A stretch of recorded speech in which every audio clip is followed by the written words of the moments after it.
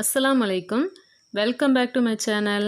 இன்றைக்கி நம்ம சேனலில் ஒரு இன்ட்ரெஸ்டிங்கான அதே சமயம் ரொம்பவே டிஃப்ரெண்ட்டான ஒரு சேலஞ்சிங் வீடியோ தான் பார்க்க போகிறோம். நாங்கள் 6 யூடியூபர்ஸ் ஒன்றா சேர்ந்து 5 நாடுகள்லேருந்து ஒரு சேலஞ்ச் பண்ணியிருக்கோம் காயல் சமையலுக்காக. காயல் சமையல் சேனலில் போய் இந்த வீடியோவை நீங்கள் பார்க்கலாம். அதோட லிங்க் நான் டிஸ்கிரிப்ஷனில் தரேன்.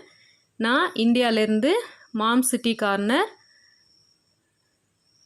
அடுத்ததாக சென்னை மண்ணடியிலேருந்து மண்ணடி சமையல், நாங்கள் 2 பேருமே இந்தியாவிலேருந்து, அமெரிக்காவிலேருந்து ஜுமானாஸ் குக்கிங், ஸ்ரீலங்காவிலேருந்து ராக்கிங் அம்மார், சவுதி அரேபியாவிலேருந்து சகீஸ் ஆஃப் மதுரை, துபாயிலேருந்து seconds kitchen. Welcome to my channel, Mom City Corner. Thank you, Sakees of Madurai.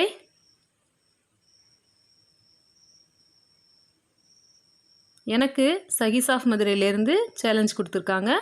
நான் காயல் சமையல் இருக்கிற ஒரு டிஷ் எடுத்து பண்ணணும். நான் பண்ண போகிற டிஷ் ஒரு முறுக்கு ரெசிபி தான் பண்ண போகிறேன். அதுக்கான இன்க்ரீடியன்ட்ஸ் தான் எனக்கு கொடுத்துருக்காங்க. இப்போது இதை எப்படி பண்ணுறதுன்னு பார்க்கலாம் வாங்க. வீடியோவோட எண்டிங்கில் நான் இன்னொரு சேனலுக்கு இன்க்ரீடியன்ட்ஸ் பாஸ் பண்ணுறேன், அதையும் ஸ்கிப் பண்ணாமல் பாருங்கள். இப்போ நம்ம இதை செய்கிறதுக்கு ஸ்டார்ட் பண்ணிடலாம். ஒரு மிக்ஸி ஜாரில் 1 கப்பு சாதத்தை எடுத்து இந்த மாதிரி உதுத்து விட்டு சேர்த்துக்கோங்க. இது மதியம் செஞ்ச சாதம். நம்ம ஃப்ரெஷ்ஷான சாதத்துலேயும் செய்யலாம், கொஞ்சம் மீந்து போன சாதத்துலேயும் செய்யலாம், ஒன்றும் பிரச்சனை இல்லை. இப்போ இதில் ஒரு பச்சை மிளகாய் காரத்துக்கு 1 டேபிள் ஸ்பூன் அளவுக்கு குக்கிங் ஆயில் சேர்த்துக்கோங்க. இதை தண்ணி ஊற்றாமல் மிக்சியில் நல்லா அரைச்சி எடுத்துக்கோங்க.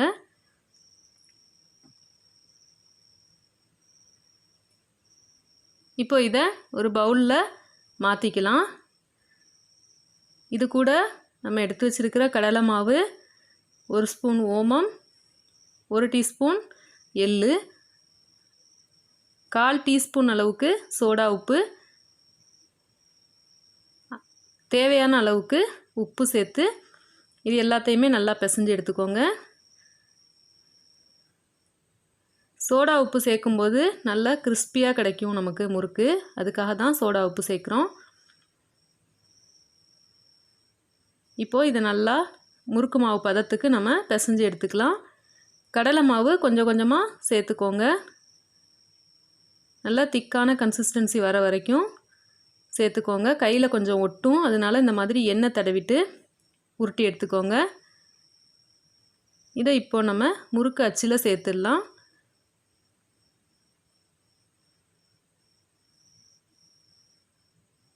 நான் இந்த மாதிரி 3 கண்ணு உள்ள அச்சு எடுத்திருக்கேன். முறுக்கு உரல்லையும் நல்லா எண்ணெய் தடவிக்கோங்க, அப்போ தான் ஒட்டாமல் இருக்கும். இது சாதங்கிறதுனால கொஞ்சம் கையிலெல்லாம் ஒட்டுது, ஆனால் டேஸ்ட்டு ரொம்பவே அருமையாக இருந்துச்சு. இப்போது அடுப்பில் எண்ணெய் காஞ்சிட்ருக்கு, நம்ம முறுக்கு பிழிஞ்சிடலாம். கொஞ்சம் பெரிய முறுக்காகவே நம்ம சுற்றி விட்டுடலாம். ரொம்ப ஈஸியாக கொஞ்ச நேரத்திலேயே நம்ம செஞ்சிட முடியும். அதே சமயம் ருசியும் ரொம்பவே சூப்பராக இருந்துச்சு. நீங்களும் கண்டிப்பாக ட்ரை பண்ணி பாருங்கள். இந்த டிஷ்ஷோட லிங்க் நான் டிஸ்கிரிப்ஷன் பாக்ஸில் தர்றேன். காயல் சமையலில் போட்டிருக்காங்க. அவங்க இதை பற்றி ரொம்ப டீட்டெயிலாக சொல்லியிருப்பாங்க. கண்டிப்பாக நீங்கள் போய் பாருங்கள்.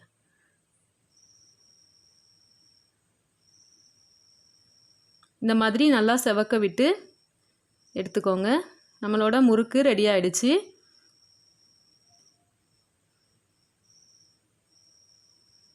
பாருங்கள் எந்த அளவுக்கு நமக்கு கிறிஸ்பியாக கிடச்சிருக்கு. நான் உடச்சி காட்டுறேன் பாருங்கள்.